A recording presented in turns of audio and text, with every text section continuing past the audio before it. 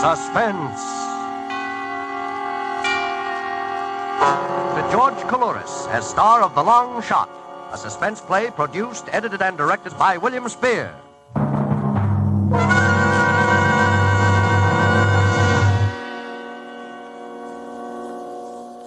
The one thing that puzzles me, Raymond, is how in the world a man of your intelligence could expect to get away with it. Oh, you haven't heard the whole story. Yeah?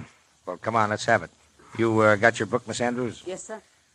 Okay, Raymond, okay. Start from the beginning. You know, of course, that anything you say... Oh, will... what difference does it make if you found the body? Nothing I can say now is going to matter one way or another. Very well. Yes, I admit it was a long shot. But if you followed the horses as long as I have, you know that once in a while a long shot pays off. And when it does, it pays plenty. Just like this one would have if it hadn't been for a smart Nevada cop. Smart Nevada cop? Oh, I don't understand. Let him talk. Okay. Go on, Raymond. Thanks. Seems a year. But I guess it's only 10 days since I was sitting in the Astor lobby in New York. I'd had a terrible run of luck at the tracks. Started out the season with $2,000 and ended up with 28 cents. I was desperate. Hey, give me one. There you are, mister. Thank you. Paper, get your... I don't know why, but I found myself absent-mindedly looking through the classified section. All of a sudden, a small black square in the help wanted column seemed to come up and hit me right in the eye. Englishman will pay $150 in expenses to fellow countryman, preferably Londoner, in return for services as driver and traveling companion on automobile trip to San Francisco. There was a phone number and an address on 76th Street.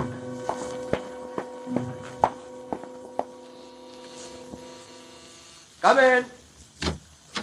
Oh, excuse me a moment, old chap. I'm on the phone. Hello? You say you're from Devonshire. Yes, I understand. Tell me, have you spent much time in London? Well, frankly, I'd much prefer a Londoner. Towns are sort of fetish with me, you understand. Yes, I'd probably bore you to death. However, if nothing else turns up, I'll call you. Righto. Oh, step inside, please. Thank you. You've come about the advertisement, I presume? Yes. Oh, have a chair. Thanks.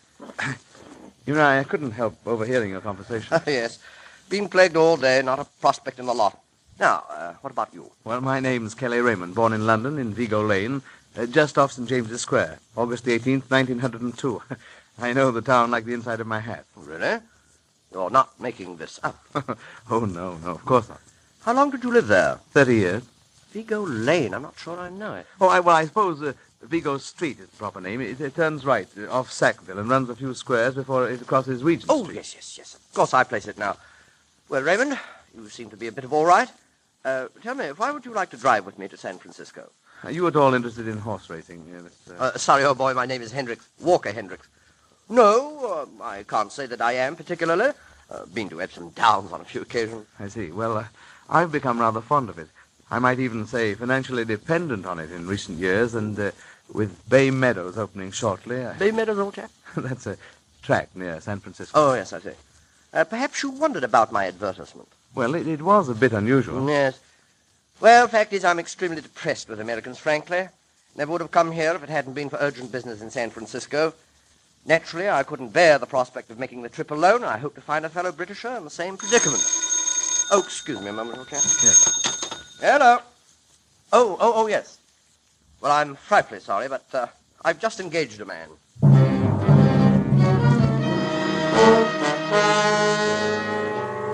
I didn't tell him why I had to leave town, of course.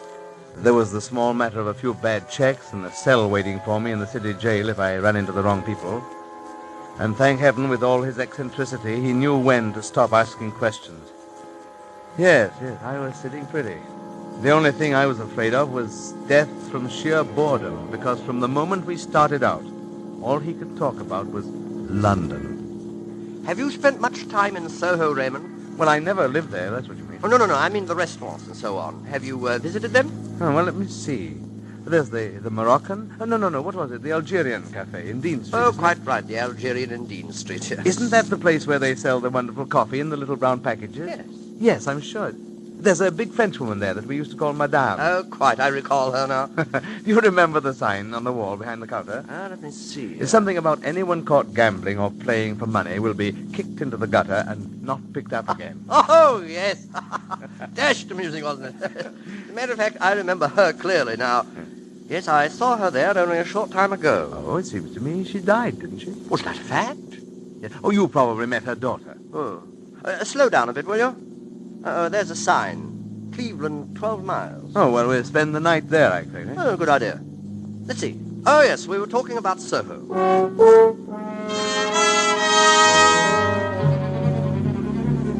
Yes, we were talking about Soho, and we continued to talk about it the rest of the way to Cleveland and most of the night in the hotel room. I began to think the man doubted my authenticity and was trying to trip me up. On the way to Chicago the next day, we covered Whitechapel, Fleet Street, Bloomsbury, and Mayfair. He still hadn't struck me, but I was beginning to feel like a well-thumbed Baedeker's guide by the time we reached Chicago. We just finished settling down in our hotel room. You've seen that remarkable man in Covent Garden, Raymond? Yes, a lot of remarkable men in Covent Garden. Of course, but I mean the one who does that wonderful balancing act. Oh, yes, Jim the porter. Balances 20 vegetable baskets on his head in the middle of traffic at high noon. It's quite a sight, that.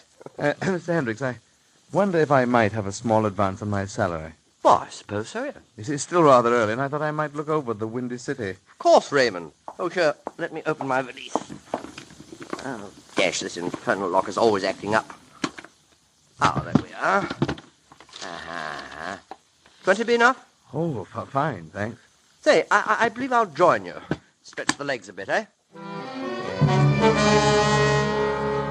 I could see that he was good for a couple more hours of London. But there was no getting out of it. Around the corner from the hotel was a place where I was reasonably sure of running into some of the racing crowd I'd met during the Arlington season. I lost no time getting there. Had a club sandwich, and at Mr. Hendricks' request, I was expounding scholastically on the difference between Chicago and London bacon when... Kelly! Tommy! Hey, good to see you, Kelly. I thought you were in Miami. Leaving in a couple of days. How about coming along? Oh, well, I'm on my way to San Francisco. This is Mr. Hendricks, Tommy DeWitt. How are You you? do? Hey, you can't walk out on me like this, Kelly. I got a deal for you. No. Yeah. Hey, Oh, can sure. You'll excuse us, Mr. Hendricks. Oh, rather, of course. Yes, go right Hey, ahead. what was the name of that fellow? I'll get right to the point. We bought us some jockeys. Huh? It's coming up next week at Hialeah. 500 will get you 10 grand on a parlay, but it's got to be 500. Now, look, you're sure of this? I never failed you yet, have I? No, I've got to drive that stiff to San Francisco. Well, what if you just walked out? Well, I suppose I could. Yes, but the 500. Has he got any money? Wait a minute. That valise. Huh? Tommy, you sure this can't lose? I'm positive. Now, listen. All you have to do is watch that booth where Hendricks is and phone me at the hotel if he leaves. I'll call you in about 5 minutes and tell you where to meet me. I'd remembered about that wallet full of bills in Hendricks' valise back at the hotel. It was easy to slip out the back of the place, leaving Tommy watching him from the small window in the door to the back room. In 2 minutes, I was back in our room at the hotel. There it was, just like we'd left it, and to make things even easier, he'd forgotten to lock it. There was $680 in $20 bills in the wallet, and a sheaf of legal-looking documents in the portfolio next to it. I glanced at them idly as I pocketed the money. On top was a letter to Hendricks from a law firm in San Francisco, and although this was no place to be caught reading other people's mail, I began reading it. It was dated 2 months ago, October the 18th, 1934, addressed to Hendricks in Bedford Park, London. Wish to thank you for the patience and cooperation you have shown in the matter of your uncle's estate. Realize our position, of course. Since you are completely unknown personally to either relatives or legal counsel in the United States, it has been necessary to establish proof of your right to the estate entirely by documentary evidence. Happy to state that such proof is now thoroughly established. Ask that you present yourself with documents requested in our previous letter at our San Francisco offices, and trust that final disposition of the estate will be accomplished without further difficulty. It was signed Martin Kelson, attorney at law. I put the papers back in the valise, grabbed my luggage, and started to leave. But I didn't leave. I stopped with my hand on the doorknob. And all of a sudden, my mind started going a mile a minute. Birth certificate. Affidavits from friends, notarized statement from the Department of Records, sheaf of letters, evaluation of estate. Oh, my heart began to pound. Yes, this was a long shot. I knew it as I stood there looking down at those papers, checking them carefully. But it paid off. $100,000. Everything, every affidavit and statement, was a guarantee that their bearer was Walter Hendricks. And to tie it up tighter, one of the letters said pictures wouldn't be necessary. Just a passport. Yes, it was a long shot, but did you ever see odds like that, boys? Maybe you're right, boys. Oh, I don't know. Maybe I lost my reason there in the hotel room with $100,000 under my nose, trying to think a million things through at the same time, trying to calm down and see it clearly when I knew Hendricks was liable to walk in any minute. Anyway, I put the papers and the $680 back in the valise and put the copy of McValty's Your London and Mine on top. Then I called Tommy DeWitt at the Horse's Neck, told him the Hialeah deal was off, that there wasn't any money in the room. We left Chicago the next morning right on schedule.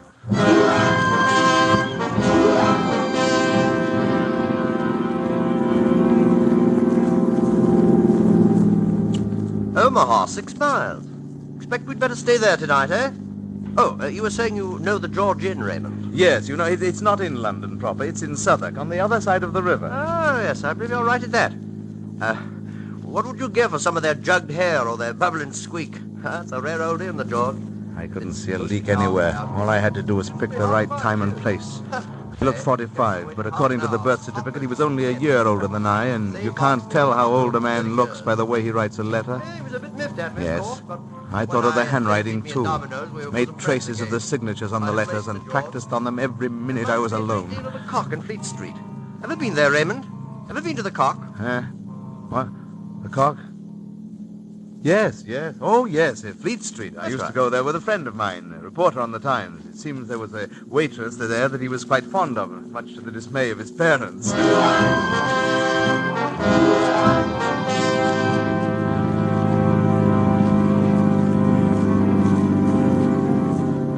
Ah, here we are, right on schedule. Salt Lake City, 3 miles. Jove, I'll be glad for a wash. That plain country's appalling. Nice to have some trees for a change. Not a bad spot at that. Matter of fact, I have an aunt here, you know. Huh? An aunt? Yes. Why, how long since you've seen her? Oh, I've never seen her. Don't intend to. She's a sister of my mother's, a Marguerite Stoddard. Thoroughly Americanized, I understand, and probably a crashing bore. But really, old man, aren't you going to look up your dear old aunt now that you're right here in Salt Lake? No, definitely not. Definitely not. I managed to get away from Hendricks right after dinner and told him I had a friend to look up. Yes, here was a way of telling about that payoff ahead of time. A laboratory test right here in Salt Lake City with nothing to lose if it didn't work out.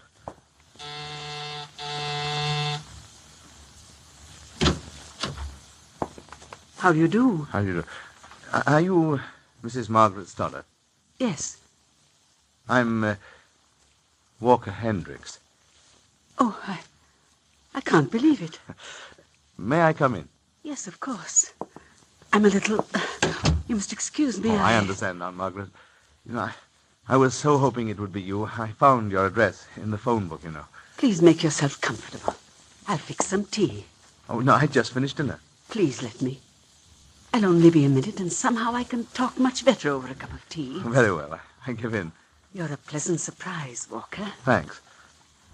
I'd expected you'd be a little more like... Like what? Oh, perhaps I'd better not mention it. Oh, please do. You know, I think it's time we talk these things over. You'll never know how much your Uncle Gerald regretted what he did. Oh, you mean the will? Of course not. Long before that. Cecily never told you, I suppose. No. Oh, no. She never told me. Your mother was so hurt, it's no wonder. If they could only have understood each other better. But she and your Uncle Gerald were as 2 peas in a pod, Walker. Neither would give in an inch. You know, Aunt, she never mentioned her family. No, I suppose she wouldn't. After all, she loved your father, and Gerald hated him. Mm-hmm. And so she left. Yes. Of course, you naturally don't know all these things. No, naturally. I know Gerald would be the last to admit it, but I'm sure the will was his stubborn way of giving in to her. Well, perhaps. I'm sure of it. And since I've met you, Walker, I'm happier than ever it worked out this way. And now that there's nothing any of us can do for your poor mother and father. Oh, but I was going to fix tea, wasn't I? You just make yourself comfortable. I'll be right back.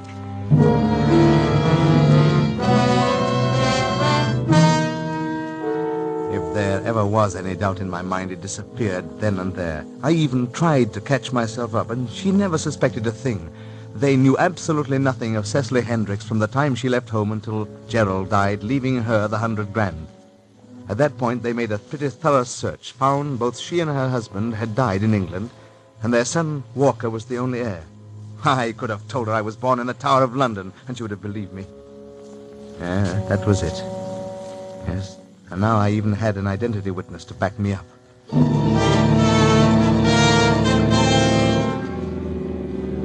It's 521 miles from Salt Lake to Reno, but I convinced Hendricks we could make it before stopping. I had a special reason. We had to hit the desolate section of Middle Nevada about midnight.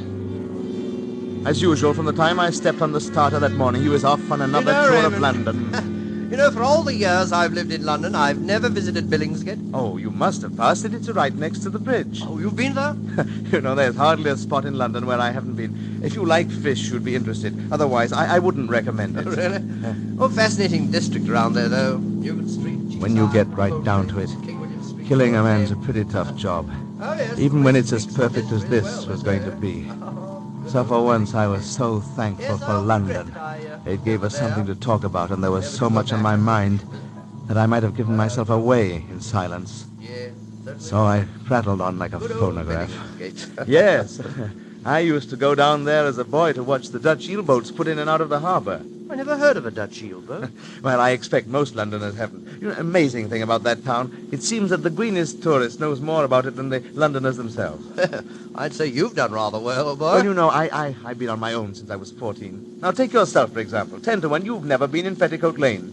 Perfectly marvelous place. Regular Oriental bazaar, right in the heart of the city. Is that a fact? Japs, Chinese, Malayans, everybody shouting at once and selling something different. That's rather near Hangman's Dock, isn't it? Yeah. Catch that sign, will you? Oh, very well. Slow down a bit. Wendover, Oasis, well... Oh, yes, Elko, 3 miles. By the way, Raymond, don't you think it might be wiser to spend the night here? I thought we decided... Well, yes, I know, but I've been thinking it's rather a long go to Reno. Well, you can doze in the car, you know. Yes, but why? We've got lots of time. Look, here's what we'll do. Make Reno tonight and take a little extra jaunt around Lake Tahoe tomorrow. Oh. And we won't lose a bit of time, and I'll promise you that it'll take your breath away. How's that? Well... Now, we'll have a quick bite in Elko and move right on. It's only a few hours.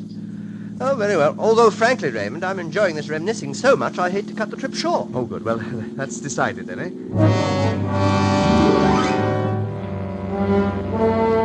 We left about 8. At midnight, we were somewhere between Winnemucca and Reno, passing through some barren hills. I knew the time had come, and my hands began to shake so much that I had to grab the wheel with both of them. I felt beneath the cushion for the wrench, and it's still there. Finally, I held my breath and pulled over on the shoulder. Oh, I say. Oh, what were you stopping for? Look, over there against that cliff. Where? Oh! All over. He never knew what hit him. I turned out the lights of the car and pulled the body out on the right-hand side. We hadn't passed the car for hours, so I wasn't worried much about being seen. He was heavy, pretty heavy. But I managed to carry him over my shoulder as I walked off into the brush. There was a small cave on one side of the ravine. I shoved the body in, rolled a large rock over the opening. Started a small landslide which completely covered the hole. Nobody could possibly find it. Clouds came back across the moon again, and I got a bit off in my direction because I ended up on the highway at the top of a rise some distance ahead of the car. I just about reached the car when I saw something that made my stomach feel as if it was full of ice water. For there, behind my car, was another one with a seal on the door. The seal of the Nevada State Police. There was nobody in the car. The officer must have been wandering around looking for the driver of my car. I lifted the hood of the engine and knocked the battery cable off one of the terminals. And then I waited for a year there in the silence. And then I almost cried out in relief. The officer appeared from the other side of the highway. Hey there! What's the trouble? I don't know, officer. You just went dead on me. Having a look up the road when you arrived. Yeah, we usually check on stalled cars on this stretch. You say she went dead on you? Yes, the lights went out. The motor just died. The lights went out, huh? You, been under the hood? I wouldn't do much good, I'm afraid. I'm pretty green at that sort of thing. Now, let's have a look. Fine. Yeah. All right. Get the flashlight on. Oh, your battery cable's jarred loose, brother. Got a wrench? Oh, yes. Here. Right-handy, huh? All right. There you are. Say, try her now. You know, that looked pretty simple. Yeah, it was.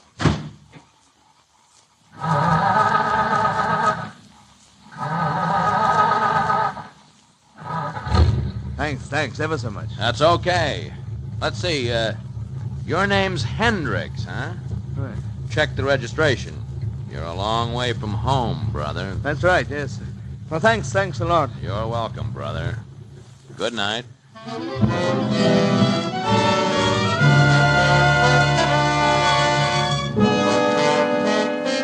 I was sure he knew nothing. Too sure, I guess. I had the passport faked here in San Francisco, complete with picture and a perfect imitation of an English visa. I was all set. And yet when the time came, I began to waver again. I wasn't sure about that cop. But what if he sent someone back the next day to look around? Battery cables just don't jar loose by themselves. For 3 days, I sat in my hotel room here, thinking. I bought Nevada papers from an out-of-town newspaper stand on Market Street. No mention of the murder. Nothing. That's why you were smart. You'd never have got me if anything had leaked out of the papers about finding that body. Well, anyway, when I couldn't stand it any longer, I flipped a coin. Heads, I'd do it. Tails, I wouldn't. I came up heads. Well, you know the rest. Naturally, I denied it until you sprang it on me that the body had been found, and then I knew it was no use. Well, why don't you say something? Still think I couldn't carry it off, Kelson? Well, don't just sit there with a blank look on your faces. Say something. Well, Raymond, we were holding you for the murder of Walter Hendricks, but appears we were wrong. What? What's the matter with all of you? Oh, it was a long shot, Raymond, but it was a pretty good bet. Maybe that's why both of you gambled on it. What do you mean, both of you? You and whoever you bumped off in Nevada. With whoever I... Hendricks is dead. I know he's dead. Oh, Hendricks was murdered, all right, but you didn't do it. What? You see, he beat you to it, Raymond. Who beat... Who? What? Your traveling companion. He wasn't. Hendricks. He wasn't even an Englishman. That's why he was pumping you so much about London. He was, what do actors call it? Getting up in his part. What are you talking about? I thought you found Hendricks' body in Nevada. Oh, brother. Hendricks never was in Nevada. Poor guy never left New York. The New York police turned up the real Hendricks in the East River the day after you left town, chauffeuring for the guy who killed him.